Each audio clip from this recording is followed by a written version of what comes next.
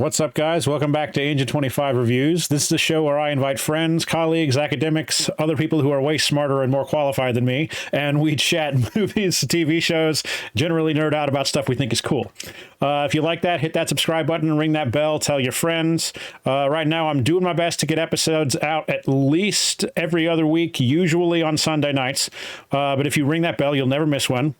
Engine25 Reviews is available on YouTube and as an audio podcast on Anchor, Spotify, Apple Podcasts, Google Podcasts, Pocket Casts, and Radio Republic, with more platforms on the way. Just search Engine25 Reviews, no space in Engine25, or hit one of the links in the show notes down below. My name is Brandon. I'm your host. You can find me at Engine25 on all the things, sometimes with an underscore. Today, we're talking about The Fabelmans. But before we get there, I want to introduce our guests. Today, I've got my buddy Wesley. He's from the Viewers Productions YouTube channel. He's been on the show a couple of times before. Excuse me. We're talking The Fabelmans this week, Wesley, and the reason I wanted you on the show is I think we have something in common, right? The Fabelmans is directed by Steven Spielberg, co-written by Steven Spielberg, and we... Wait, who? You don't know him? Well, shit, maybe I was mistaken. I need a drink. Hold on.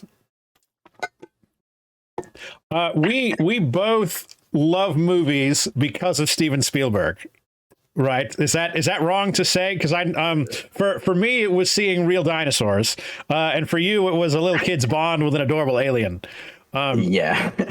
Yeah. And on that note, Wesley actually has a pretty cool series about ET called the ET Enthusiast that everyone should check out on the Viewist YouTube channel. So I'll drop a link down below and check that out after the show. But how are you doing today, Wesley? Did I already ask you that? No, but I'm doing all right. All things considered, we kind of had a long day today, but yeah. Wesley and I, movies. We do tech for events, and we had two in a row. The first one started very early this morning. It was a good day. But yeah, before we get to The Fabelmans, what else you been watching? Well, I just finished watching the first season of White Lotus. I'm very late on that because I know everybody's talking about the second season, but me and my fiance started it the other day and finished it within like 2 days and ready to jump into season 2. Yeah, it's kind of incredible. It's just like one of those with just a bunch of terrible rich people being rich and terrible. Yeah, and it's fantastic. It's kind of trashy, but like the story's pretty good, and it's, I don't know, just like actors who I feel like don't get enough shine a lot of times, like Jennifer Coolidge and Steve Zahn, and it's just like exciting to see them. Yes, just hitting home runs. Absolutely, and Jennifer Coolidge is actually in season 2. She's the one person that comes back around, goes to a different White Lotus resort, and she's always better than she's given credit for, I feel. And Steve Zahn is usually kind of a comedy guy, but so when he really gets to stretch his legs, he does some really good stuff. Connie Britton and Alexandra Daddario, and Sydney Sweeney's in it. Jake Lacey is killing it this year. Like everything I've seen him in, he's like such a scene stealer and stuff. He's so good at playing a douchebag. And Molly Shannon in that first season, yes, is like outrageous. So we're really here to talk about The Fabelmans and generally anything we want to say about Steven Spielberg.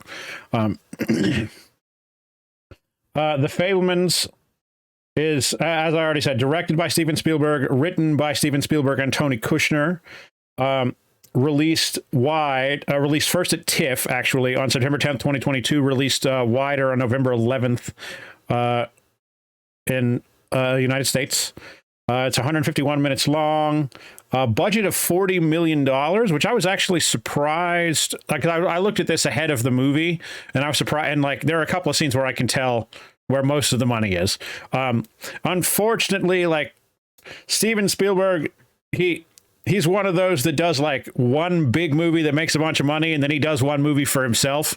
And this is that movie for himself, and they're usually pretty good, but they don't always make bank. So we're only at $4.3 million, and it's been out for coming up on 3 weeks now. So that's kind of a bummer, because I feel like they're doing this movie dirty with the way that they're releasing it. It's barely showing in any theaters, and I feel like they haven't made that big of a deal about it. Like, this should have been a huge Thanksgiving movie or a huge like holiday season movie, and I don't know. I feel like they're really fumbling in, and I think it's coming to video on demand like in a couple of weeks already. And I'm like, probably so. Yeah, that's crazy to me. Like, this should have been a knockout. Somebody was pointing out on Twitter that like The Terminal, that's like what a lot of people consider a bad Spielberg movie, and just like isn't most people's favorite, but still did like numbers at the box office, like easy peasy. Like, I don't remember how much it ended up making, but like a decent bit, like nothing to shake your head at or anything. That's fair. Maybe I can look it up here. I think that one had the benefit of like being the next movie after Catch Me If You Can. Yeah, and also like Tom Hanks, people will see anything with Tom Hanks. Absolutely. I'll see any movie with Tom Hanks, even if I know it's terrible. Yeah, I feel like Spielberg and Tom Hanks both right now are kind of in their like screw it, I'll do whatever sounds fun. I will do phase right now. Do whatever I want. It doesn't matter at this point. Yeah, like this obviously was more so like a passion project, or like a cathartic thing for Spielberg. You can tell. Yeah, and it's like for folks who don't to this, it's like he's done a lot of fun stuff. There was also West Side Story, which is a big passion project for him, which is really good, and that it did okay. It also had kind of a unfortunately limited release last Christmas. But for those that don't know, The Fabelmans is kind of sort of like Steven Spielberg's autobiography. Like, it's loosely based on experiences of his childhood and his family dynamics while he was discovering what it's like to be a filmmaker, and then and there was some domestic trouble kind of at home that complicated life a little bit for his family, but yeah, so it's fictional, like ultimately, like all the characters are renamed and some of the stuff's exaggerated and things didn't happen exactly the way they really did, but it's Steven Spielberg made a movie based on his childhood, kind of, sort of, which is interesting. But it's also like, what did you think of The Fabelmans? Because I loved this movie.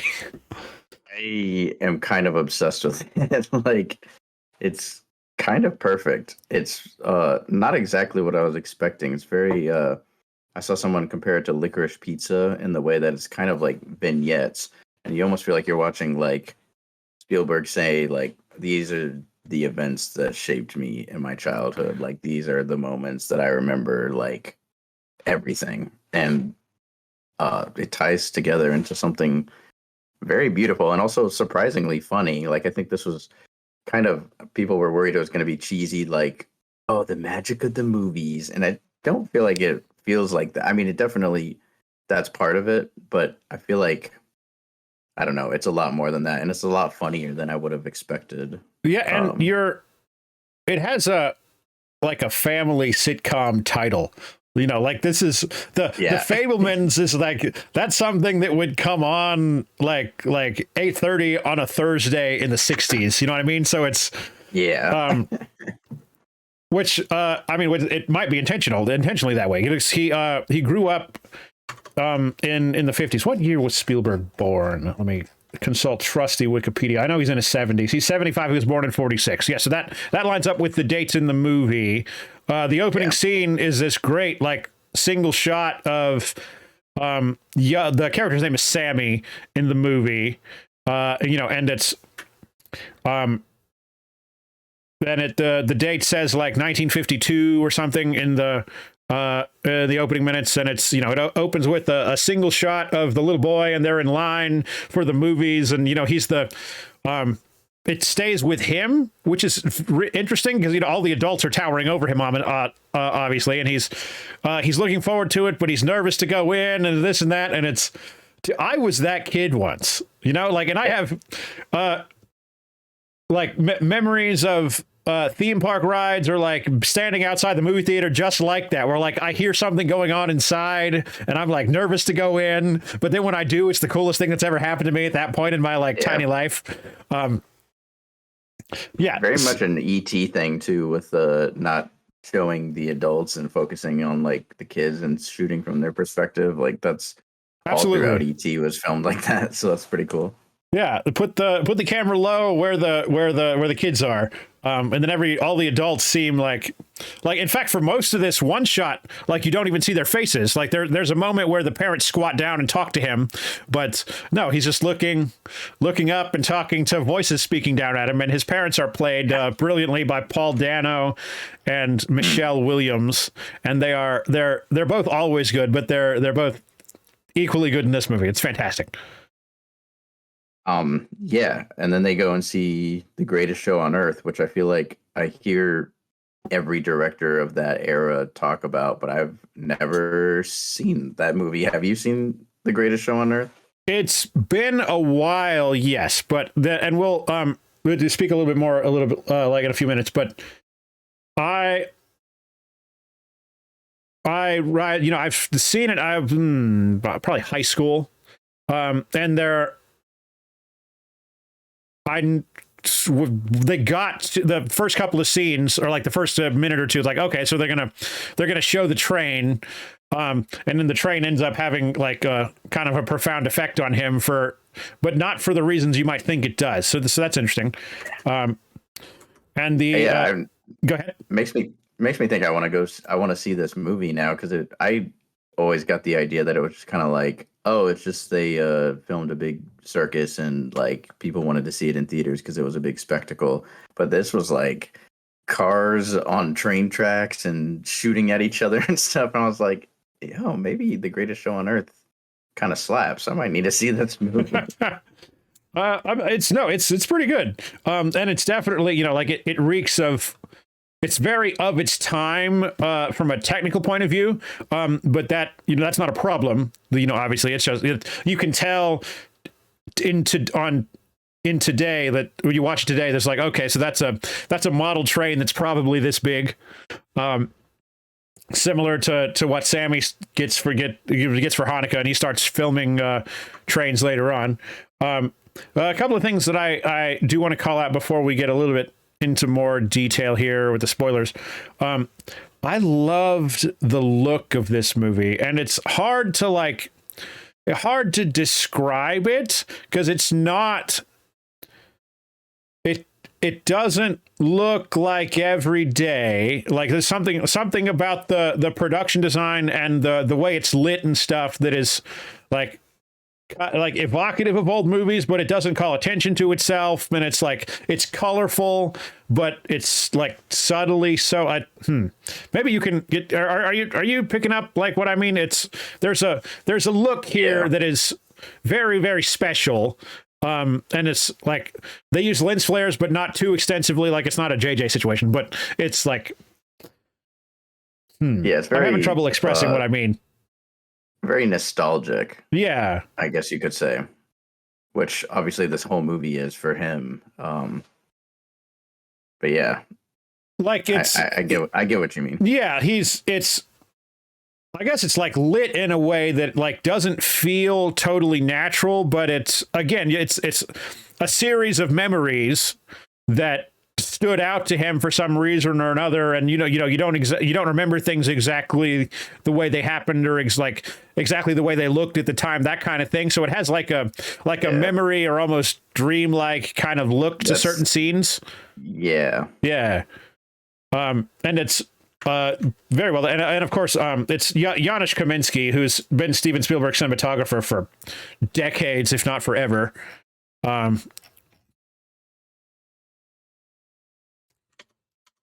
But yeah, let's go. I'm gonna go ahead and hit the spoiler thing.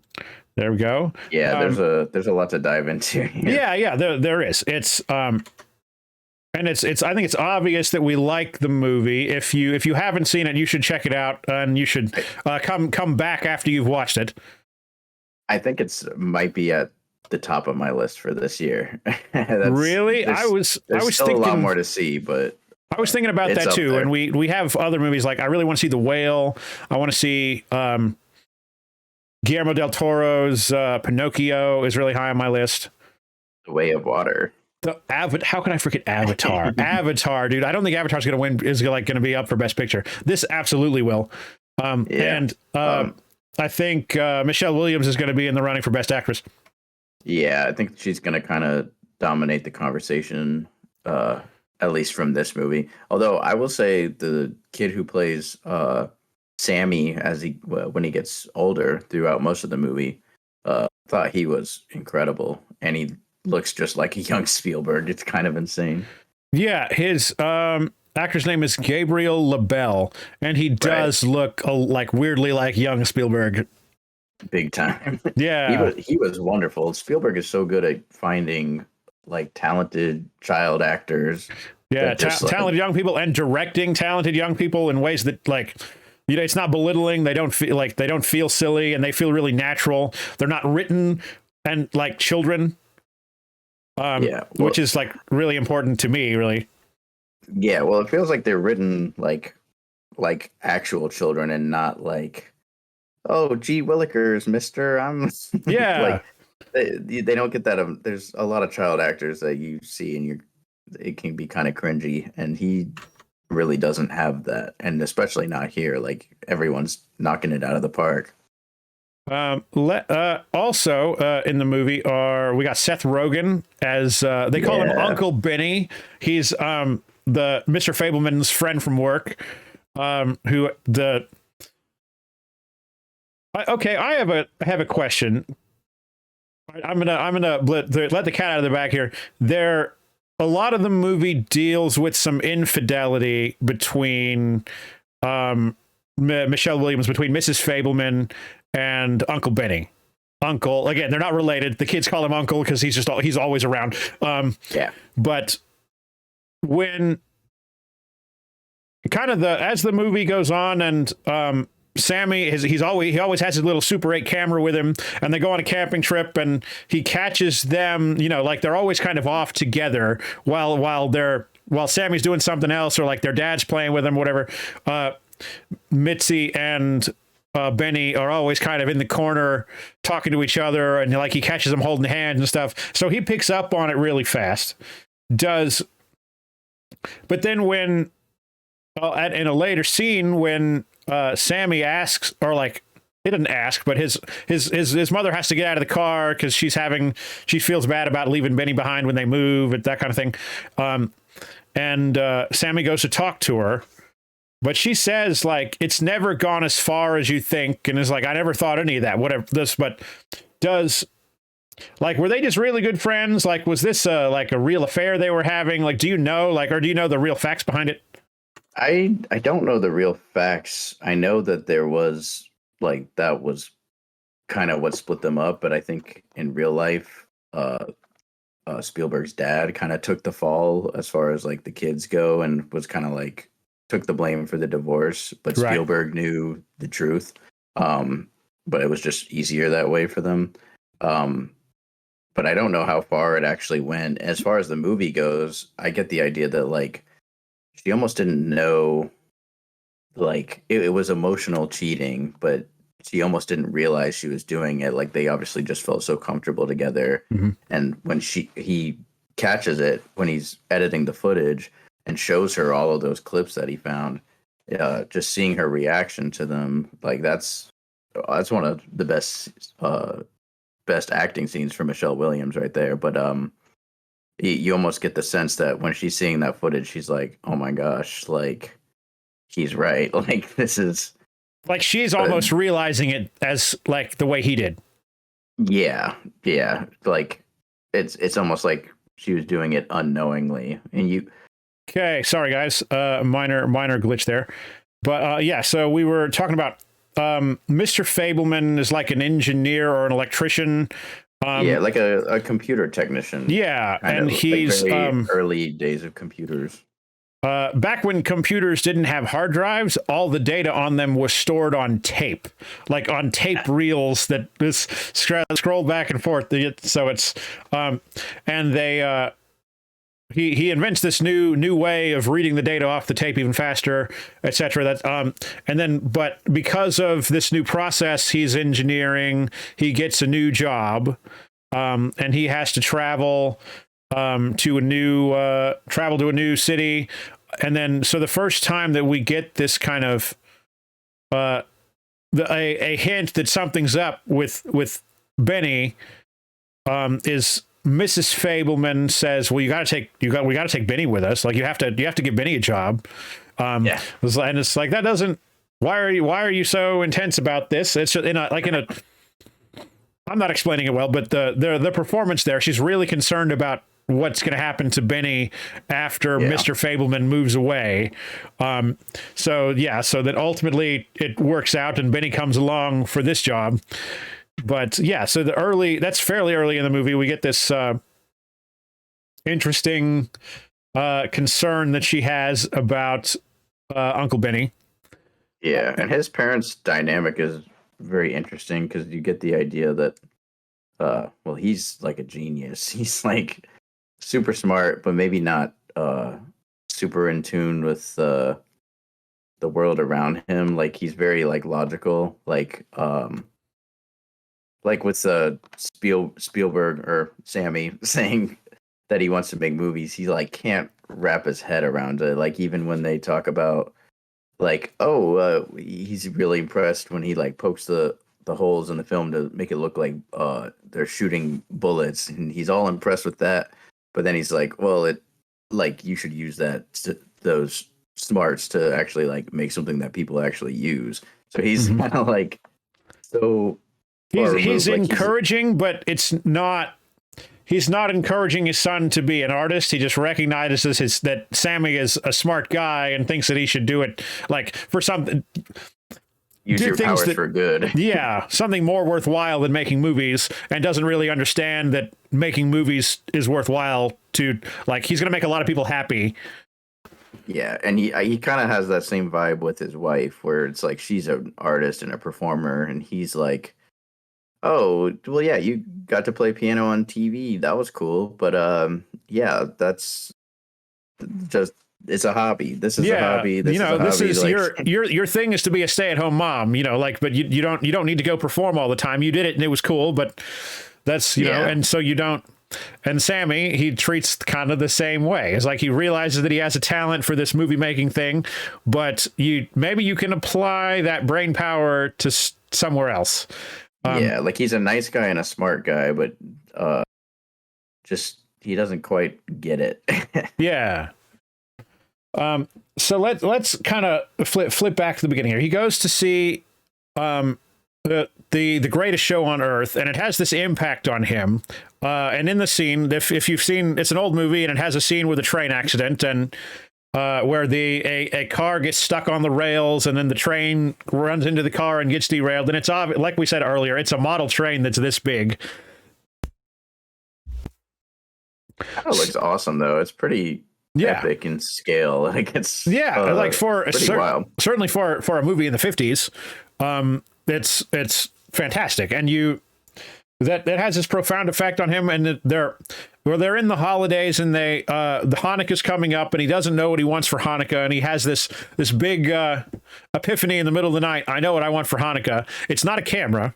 What he wants, he wants a train set, and then each night of Hanukkah, he opens a new piece of his train set. It's you get the locomotive and the caboose, and he gets the electronics and this and that. There's and he builds the train with his family, and he chugs it all around. And I had a model train when I was a kid, and mine did not make smoke out of the top.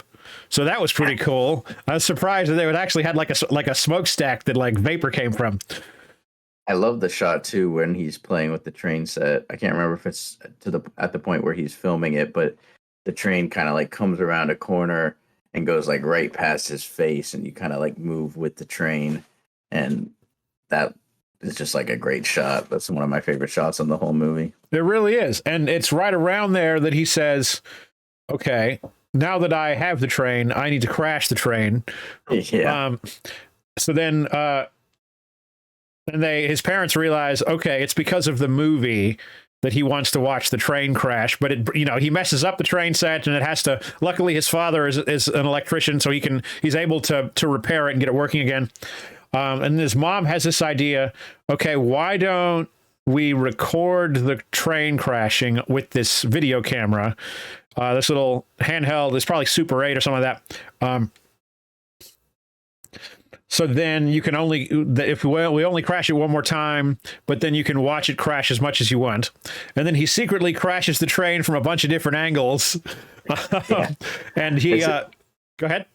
It's great because it's like, she doesn't realize like what she's sparked. And it's funny that like the movie for him sparked the interest in the train. And it wasn't until like the camera came into the picture that he's like, well, I mean, if I'm going to film it, I got to like make it look the way it looked in the movie. I got to get a little toy car and put little guys and animals in it. And I got to get another shot of it from this angle so it looks good. And it's like, he catches the directing bug and has such a knack for it that it's like, but like he doesn't realize that's what it is yet, of course, because he's just a kid. But it's like, I have to make this look good. It's like, it has to be perfect. And we're still talking about Sammy, who's like 6 or 7 years old at this point, and he's already catching on to the process. And then we jump a little bit in time, and we go through this thing we mentioned where his father has to move to another city, and then he grows up some more, and eventually he gets this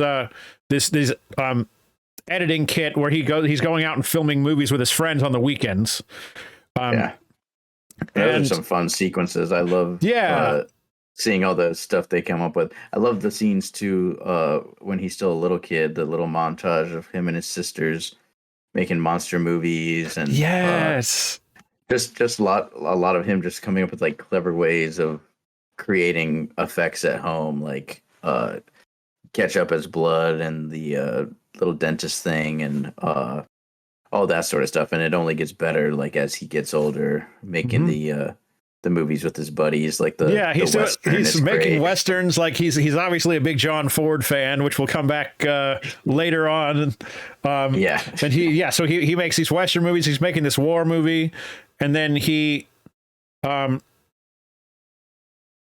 family goes on a camping trip with Benny, and this is where we're talking about. He catches his mom and Benny being like being close on camera, and then that it starts this weird feeling in his head, and then this leads to an interesting thing there. It also leads to the fallout with the marriage eventually and that kind of thing. But there's a really interesting scene here where he's filming his little war movie with his buddies, and he has this moment where he's like, it's basically the moment where he really learns how to be a director and how to direct actors, because it's this guy who's like walking across a battlefield and all of his men have died, and he's using Sammy uses all of this like angst and like built up emotion from this thing the secret he's holding for his mom, and it's like he uses that to express how this guy should feel walking through the battlefield, like he's mourning this family, that like the soldier is mourning all these guys, these men he used to stand next to who are all dead, and then like Sammy is mourning his family because he knows it's not going to be the same after this. And it's like, oh god, it was so good. And this kid, like I'm sorry, his name again, Gabriel LaBelle, like it's just an absolutely stunning performance from a young actor. And he's okay, so this is where he learns how to be a director. He already had kind of the visual stuff figured out, but this is where the meat is. This is where the sauce is. Yeah, this is like his first like experience like telling an actor what he wants. And it's funny because like I don't even think he realized that like that's what being a director is, because before it was just all about like, oh, let's just make something that looks cool and have fun. And but now Jurassic Park. like yeah, I noticed that we're both Yeah, rocking dude. our Spielberg. But he realizes what he wants, and he kind of tells the guy, and the guy's like, The guy you mean like doesn't get it at first. yeah, he's like, Yeah. you mean like acting? And it's almost like Sammy doesn't realize. He's like, oh well, yeah, I guess, yeah, like acting, Yeah. because he's just like, I this is what I know. I want it to look like this, and for it to look like this, I'm gonna need you to do this.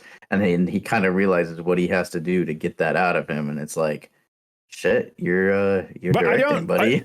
I don't, it doesn't seem as intentional as that though. Like it was like, it really to me felt like word vomit of all these emotions that Sammy is feeling right Yeah. now, and he's like laying it onto this guy, and he makes the dude cry. Like, and it's not because he's mean or whatever. He's just like expressing all this confusion and sadness that Sammy has for this secret that he has to hold, and relates it to the men fallen in the war, and it's like he makes the actor cry. it's like, and He's then still walking as they after the yell cut. yeah, and so then the guy just he walks and he gets the perfect shot, but the guy is still just like overcome with emotion, so he just keeps going.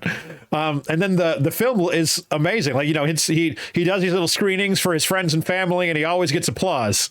And this is like a big moment. Like his mother is crying, and just like everybody cheers at the end. But yeah, we also skipped over his mother's mom dies, and his dad finally buys him the editing bay that he needs, and under the condition that he makes the camping movie for his mom, and he really like pushes it, like, you got to make this, like, it'll make her happy.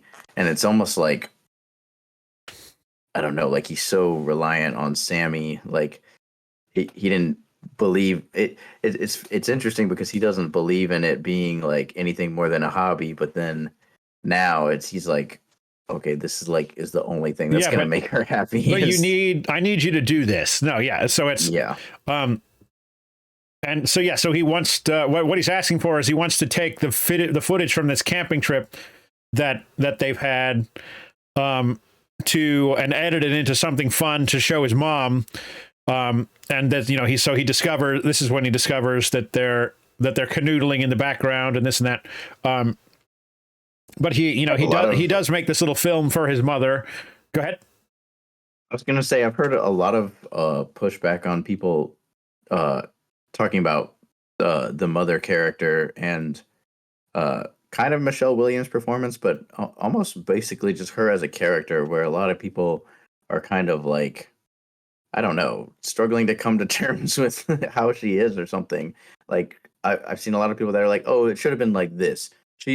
People wouldn't do this, and people don't act like that. And I'm almost like, it's his mother. Like, I think he would know how to cast her and write her. like it may be exaggerated, but no, yeah, it's she's definitely a troubled person, who she kind of feels stifled in the home environment, because she's this excellent pianist, and she was going to do all these great things, and then the great American dream happened, which is the nuclear family where the mom's stuck at home and the dad goes off to work, because that's what America is, right? Hooray! No, yeah, she just wants to perform, and she's just like such an artist and very into art, and she brings that up constantly too. I think, doesn't she say something about like the scientists in the family versus the artists, and like, oh, Sammy's like me, and then of course Uncle Boris that comes over. Yeah, Judd Hirsch, who's in like two scenes, but he like makes an impact on Sammy for the rest of his life. Yeah, that's like there's so many like great one scene performances in movies, and he's definitely like in that pantheon now, because he just kind of comes in and like owns the movie for like 10 minutes or however long, and you're like, oh my god, he's the best. Judd Hirsch has been around a long time too. I first knew him from Independence Day. He played Jeff Goldblum's dad in Independence Day. He's 87 years old. Judd Hirsch is. And he's still awesome. He might be. I don't know what the rules are, but he might be looking at supporting actor nomination, maybe. I mean, that's possible. I would be I surprised, but I think I would be down for it if he got the nomination. I think that nomination is definitely going, or I think the win is definitely going to. I can't think of his name, but Everything Everywhere All at Once. I think he's got it in the bag. Kiki Kwan. Yeah, he's already won like a couple of things, like just this week at different. I don't know if it was festivals or award shows, but I've seen a couple things that he won supporting actor at. I feel like that's a first of all, he's great in that movie and like steals the show, but I think it's also a good story. Like the Academy loves a good story, and coming back to acting after like being in Indiana Jones as a kid and finally coming back, like that's an Oscar story. I think Everything Everywhere All at Once might have Best Picture in the bag. That's probably what I think. But I think it's too weird for the Academy. I think it's too far off from what they usually do. I mean, they went Shape of Water, which I guess was kind of a weirder one in that batch that year. But I don't know. I feel like it might be a little too out there for them. They act like they're trying to change. So we'll see how things go. Yeah, but I could see Judd Hirsch getting a nomination because this was kind of an undeniable performance where you walk out of it and you're like, oh yeah, remember he showed up and it was just like awesome. So we continue, and then unfortunately, Sammy's father, Mr. Fabelman, gets another new job at IBM this time, and they have to move yet again. And this time they move to California, and it's at this point, like, he deals with a lot of bullying and like anti-Semitism because people are terrible. And then we get that great scene before they leave with he's selling his camera and he runs into Seth Rogen, and Seth Rogen, Uncle Benny, is buying him a camera. And he's like, I'm not taking this from you. You suck. Like, and he, that's probably Seth Rogen's best scene in the whole movie is just telling him, like, listen, you don't have to like me. Like, I get it, but you can't stop doing this stuff because it'll break your mom's heart. Yeah. And despite there being some, there's a fracture between him and his mom, but like by the end of the movie, he's kind of on his mom's side, even though and it doesn't start that way. He thinks he's the only one who knows what's really going on, even though it comes out later on, like their dad takes the blame, but he's kind of, him and his mom are like kindred spirits in a way, so they're artists versus the scientists, I guess. Yeah. And they're, so he's, he blames Benny more than he blames his mother. Yeah. And he kind of tries to fight the directing bug. Like once they move to California, he doesn't touch the camera at all for like a good bit while they're there and just has kind of no interest in it. And it's, kind of, I mean, it's his life is down in the dumps because obviously like they moved and it's terrible and he hates the people there and like they're all kind of awful to him. But then just like I think life without movie making is just like impossible for him as well. Like and without anything to look forward to, like it makes everything else like that much more miserable. Because of these unfortunate interactions he has with bullies, he kind of stumbles into a relationship with this like terrifyingly religious girl, this like crazy Christian girl. It's like this was an incredible scene. Yeah, might be the funniest scene in a movie this year. I was so uncomfortable. That's why it's just so perfect because they just keep like taking it up a notch, and it's like I never would have in a million years guessed that this scene was in this movie where she's like, well, he has the whole thing with the bullies where he's catches one of them like making out with another girl and tells his girlfriend and then gets his ass beat. And you almost think that he has a thing for that girl, but then it goes in a totally different direction where this super Christian girl is like, it's almost like a forbidden fruit thing, but also she Yeah, likes him because Jesus is Jewish and so is he. it's oh, dude, it was so weird. And she has Jesus posters all over her and pictures all over her wall, like Jesus is in a boy band or something. It's like so outrageous. And they just keep taking it up to. She kind of gives me the vibe of like a Amanda Bynes character from Easy A, except like Yeah, nicer, not like bitchy like that character is, but uh, just like, oh yeah, I want to come pray, and it's like I a hope makeout sesh. I hope that that was dramatized for comedic effect, and that it I wasn't would really like that.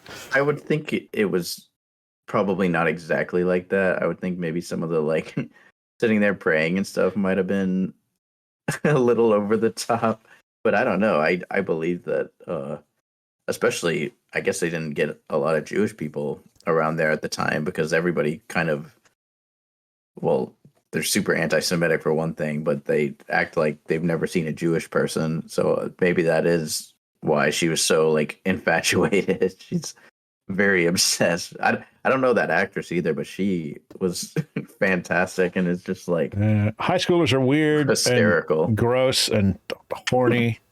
Chloe East is her name. Don't reckon. What is she? Apparently, she played a little girl in True Blood. Oh wow. She hasn't been in a lot of stuff. Mostly He TV. knows how to find these child actors He or these does. young actors. Like it's You know, she was hilarious. Spielberg. You know, like he still auditions people, and you know, and that's he can have any actor he wants if he makes a phone call. But he also, it's like, especially for young people, they do things the old fashioned way, and Spielberg knows how to pick them. It's kind of perfect. Like it's throughout his career and even recently, like there's people in West Side Story who aren't big names, and you're like, this is one of the better performances I've seen this year. Like it's kind of incredible. Even now I can't think of her name, and that won the Oscar for West Side Story. She was great, and she was in like Hamilton and stuff. But I feel like Yes. she wasn't like an obvious choice to be in that movie, and then here she goes and wins an Oscar for it. Like, Ariana DeBose. right? Yes. Yes. Yeah. His casting is insane. So we brought up the crazy religious girl. So what that leads to though is he's a senior in high school now, and a senior skip day or senior cut day or something. Every year the senior class they skip school and they go do a thing, and they're going to the beach, and they need somebody to film it for like prom or for the end of the year party. I think it was prom where they showed the film.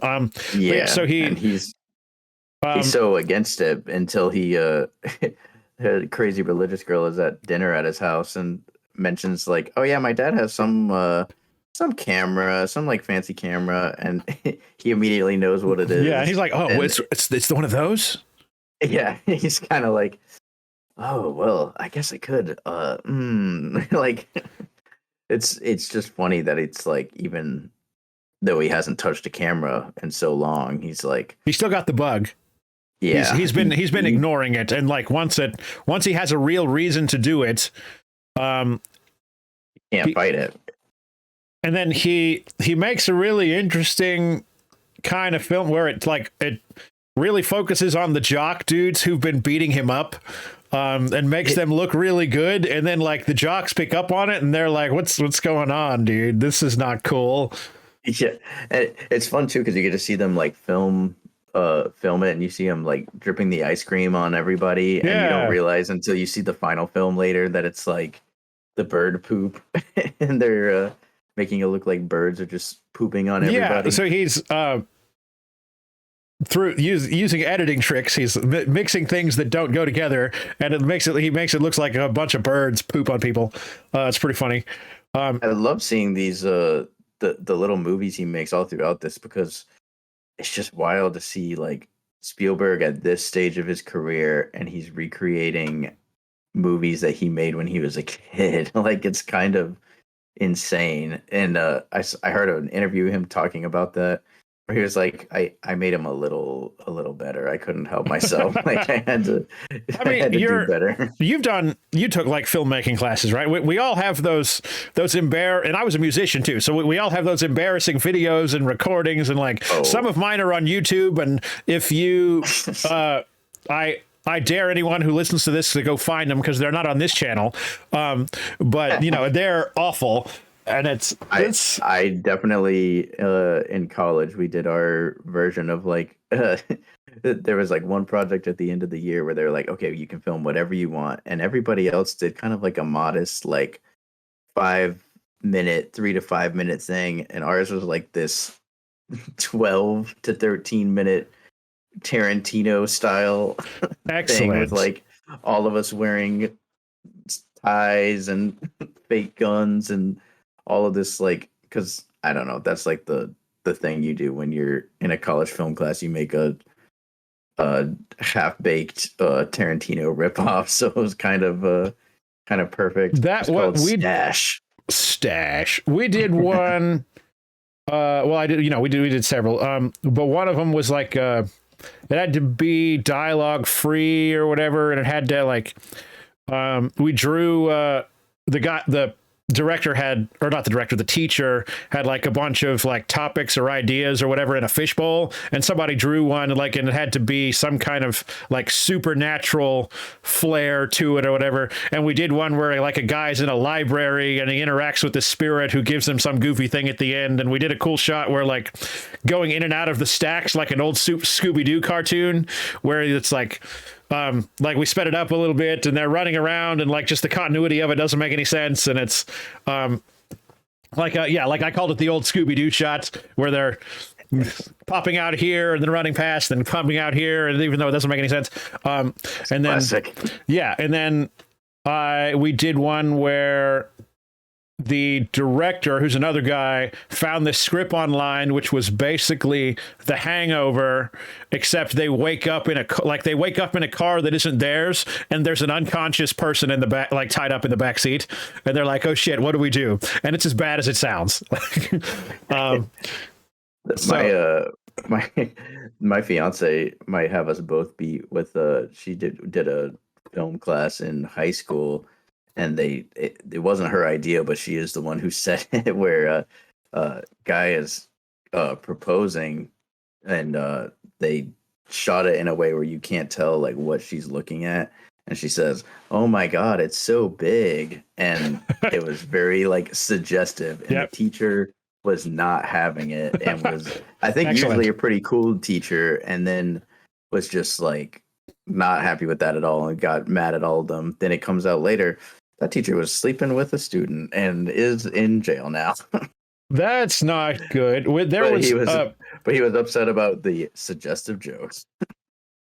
There was another video where like one guy, like he's like talking to the camera like a breaking the fourth wall thing, and he kept drinking, and then like they put in a text prompt and pointed to the like an arrow and some words that says, "This is straight gin." So the guy was just like really like acting really drunk or whatever, and it wasn't alcohol, but it's just the teacher didn't like that. That was the thing they called out. Just like, wow, this is really lame and unprofessional. My Tarantino ripoff, I played a preacher who was like a drug lord, and I was like sniffing fake coke, and apparently. Excellent. Actually, they didn't have a problem with it because it was college, so they were fine. He was fine with that. This was actually Feinberg's class. Good old. I went to a different college than Wesley, but we both professor there that I've met through work before I do Wesley. His name's Feinberg, and he's just a really good guy, a really smart guy, but you know, he's got a sense of humor.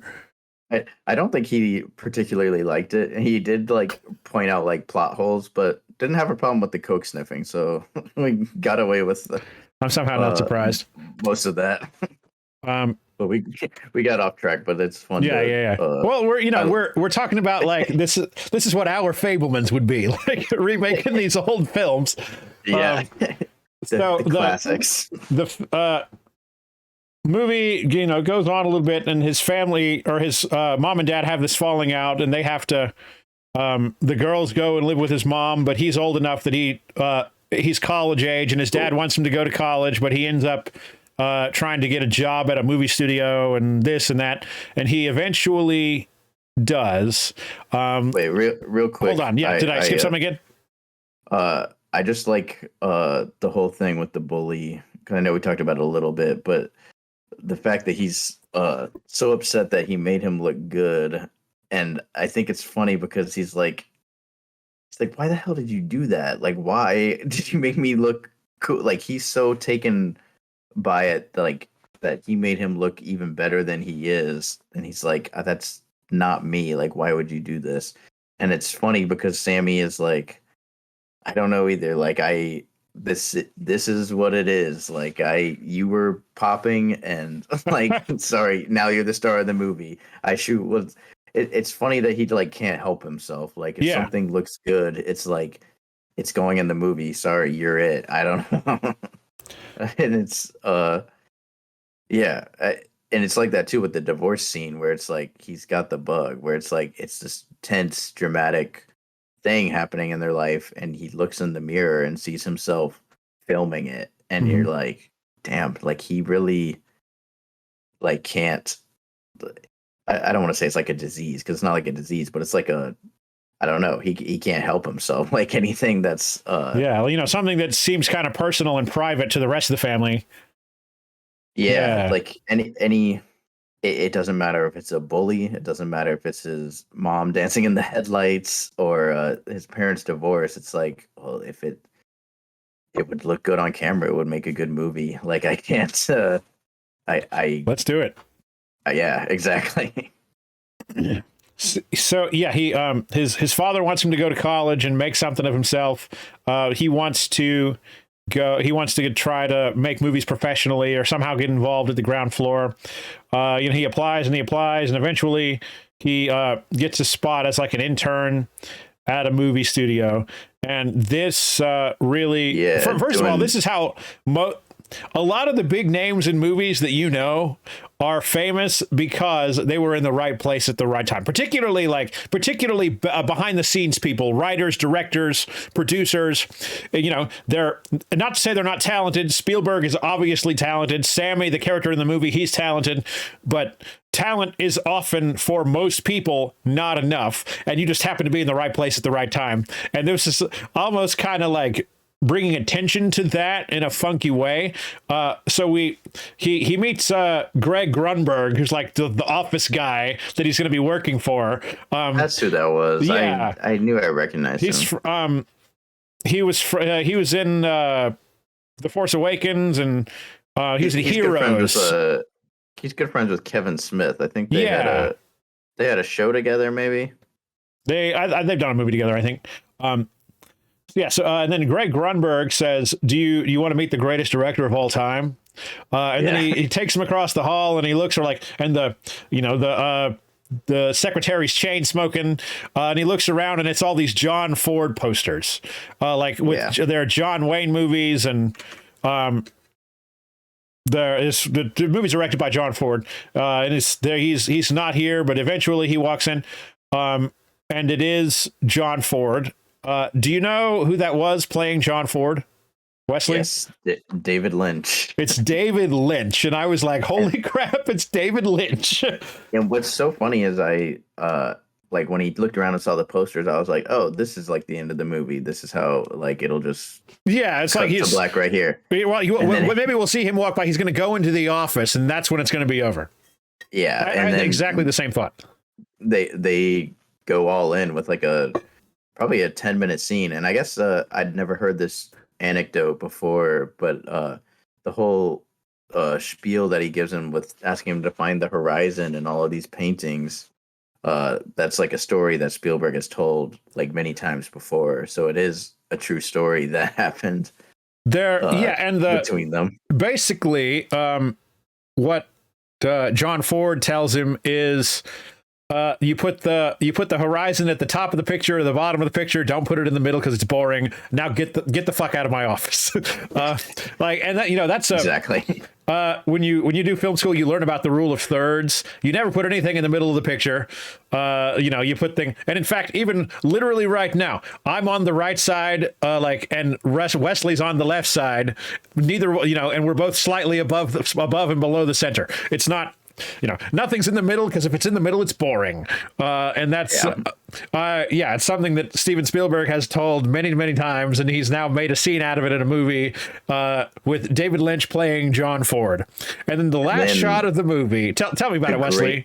The greatest last shot of the year, of maybe one of the greatest final shots of all time, because it's just such a little like wink. There's so many like weird meta moments in this movie that you wouldn't expect, like back when he's talking to the bully, and the bully's all upset about the way he made him look in the movie.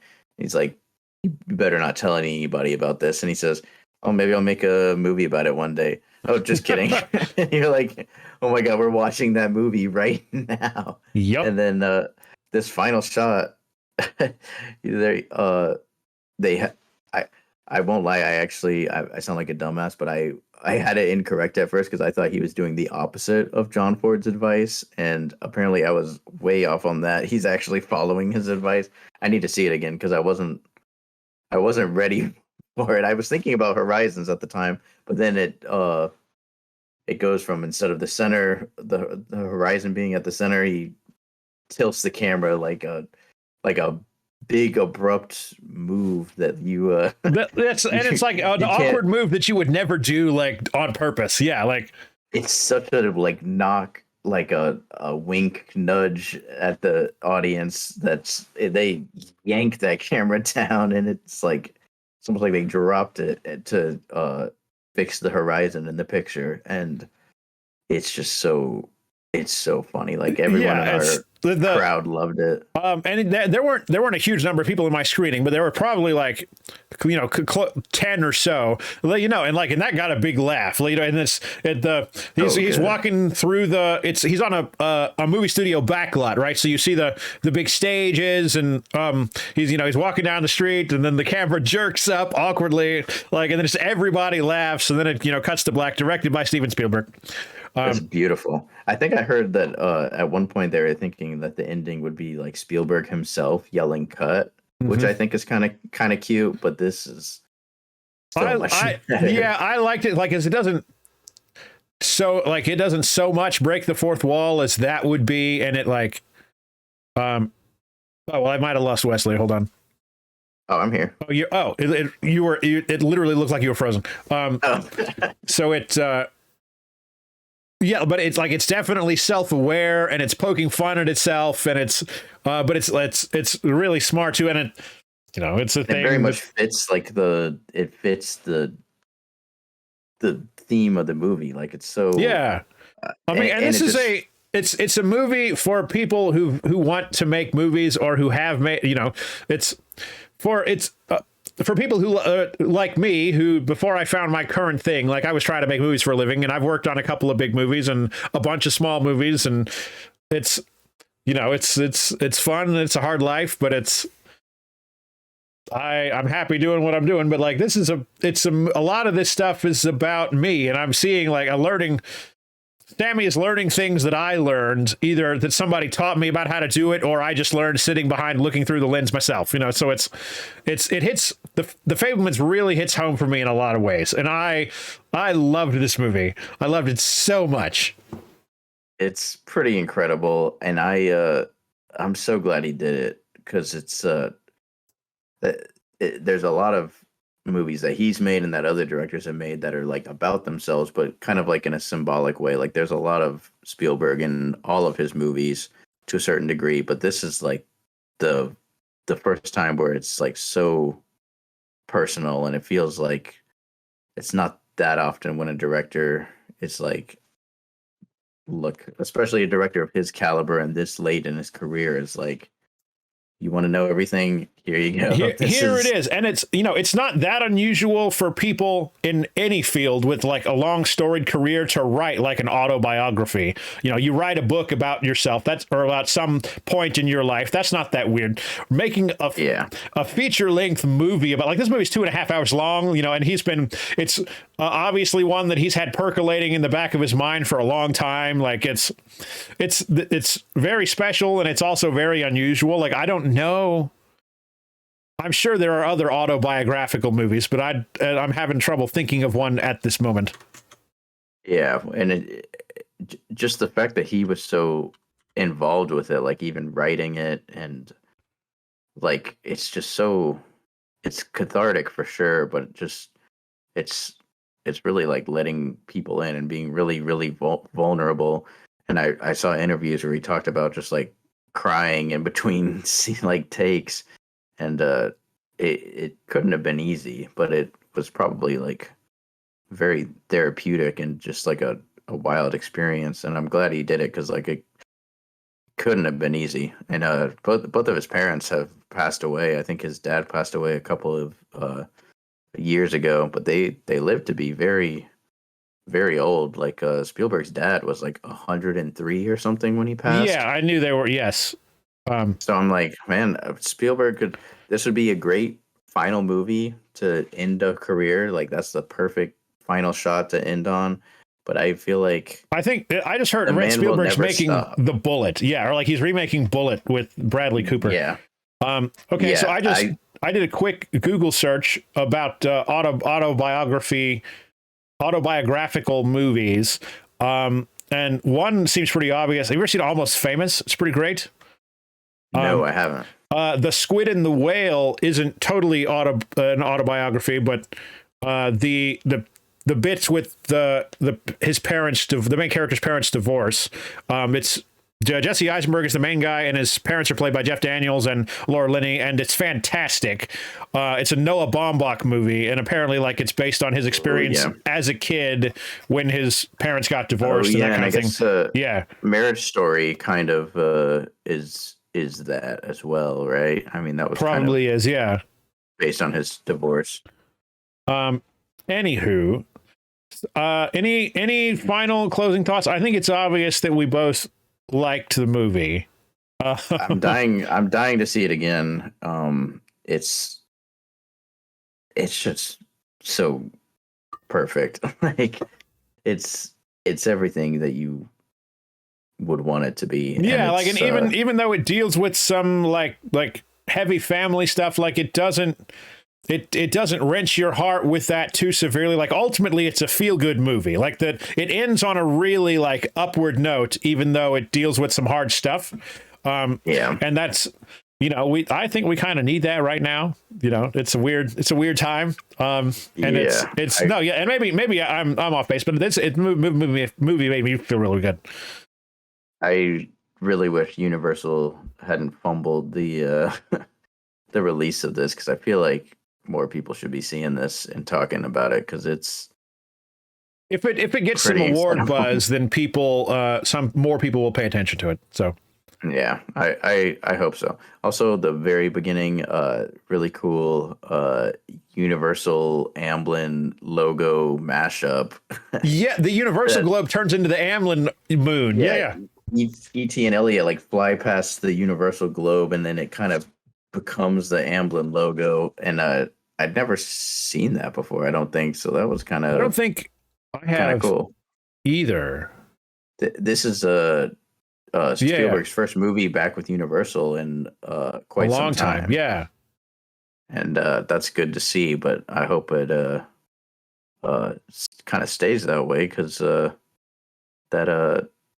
way that they're handling this, I can't imagine that he'd be happy that this would be going to video on demand so quickly. But maybe more people will catch on, because this is definitely a career high, it feels like, and which is crazy for somebody who's been doing it this long to still be surprising us like this.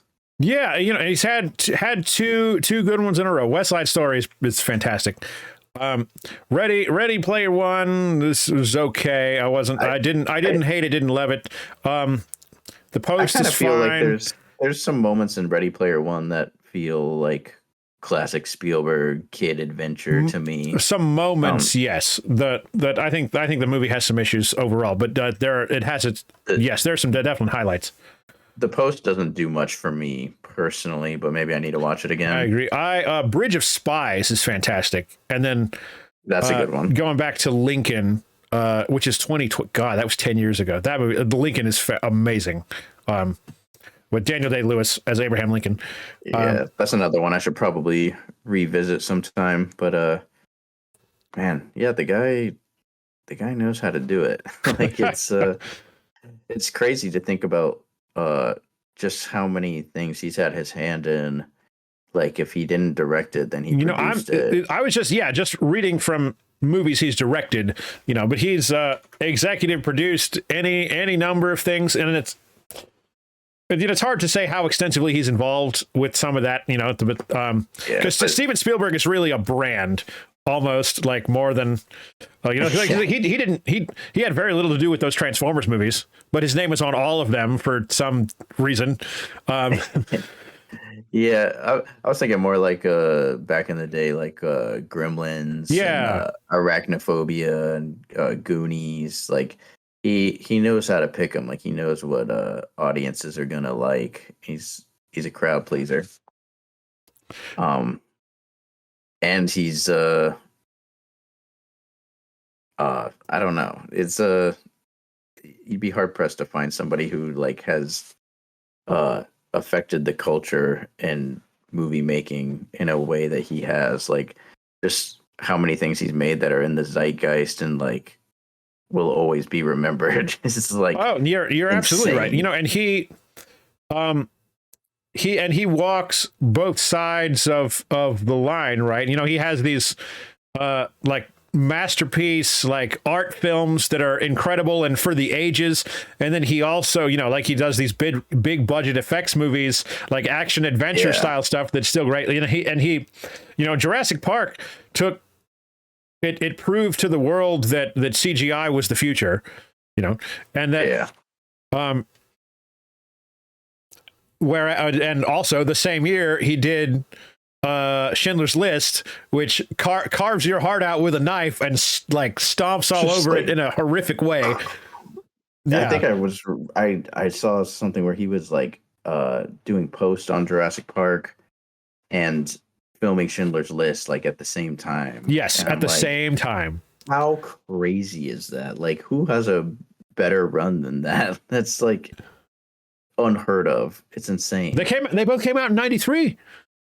It's wild. It's outrageous.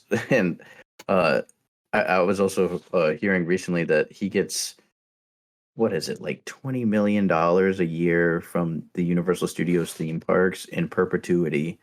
Like he has some deal with them where. Well, yeah, let's speak. He directed Jurassic Park, and there's a Jurassic Park land in the Universal Park. So it's that. And I'm sure that's not the only thing. Yeah. Yeah, Jurassic Park and E.T., and then they have Transformer stuff in there, and they sell a shit ton of Back to the Future merch that he produced, and it's like the man has given Universal like so much. Is the E.T. ride still a thing? Is that still there? Where you like ride the bikes and you go to space and it's only in Florida, which is good because that's the one that's closest to us that I go to often. But they got rid of it in Hollywood and they got rid of it in Japan. But I've heard, the rumor is that he basically told Universal, "You're not getting rid of this ride in Orlando. Like he will keep this ride." Yeah, they've also, not that it ever worked very well, but the Jaws ride's gone. Oh man, that was an incredible ride. I'm glad I got to go on it when I did. I did. Like last time I went to Universal, I was like 7. So like I did that. I did the Confrontation. I remember the Back to the Future ride.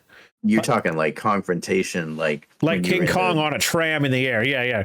Yeah, because they have a Kong, like a Skull Island. Yeah, and I haven't done that one, and I would love to see that. That's like based on the Peter Jackson movie.